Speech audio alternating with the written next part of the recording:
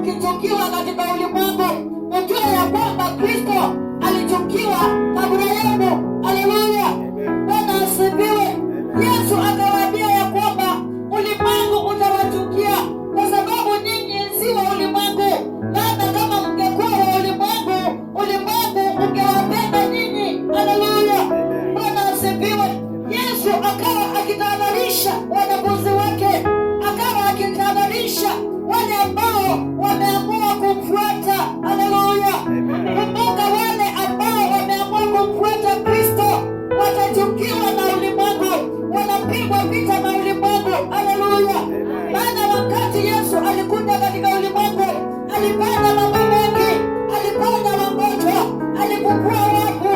Haleluya, alifungulisha wengi, lakini wengi hawakumwamini, wengi hawakumpenda kwa sababu ya zile kazi alikuwa anafanya. Haleluya, na akasema apendaye kumfuata lazima ajikatae. Haleluya, kutembea na Yesu na kujikataa pendwa, lazima ujikatae, lazima ujikatae. Na unasema ni wala na liwe, hata kama watu wataniinukia, hata kama watu watanipiga vita, nitaendelea kumfuatilia Mungu wako, nitaendelea kutenda mapenzi ya Mungu. Haleluya, Bwana asifiwe.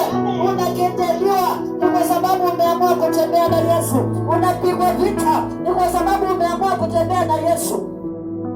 Wakawa na mambo ya kutafutilia, wakawa na mambo ya kutafutilia kumwekelea Yesu kama vile wanakutafutilia. Haleluya, tunaonanga akienda kanisa, lakini maisha yake yamekaa oyae, hayana mbele wala nyuma.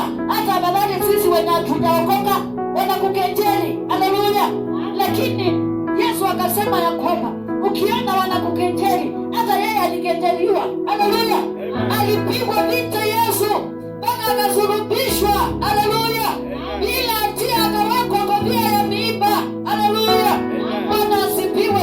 Kisha siku ya leo, ikiwa ulimwengu umekukataa, ikiwa ulimwengu haukubaliani na wewe, ujue ya kwamba yeye mwenyewe ulimwengu ulimkataa. Haleluya, Bwana asifiwe.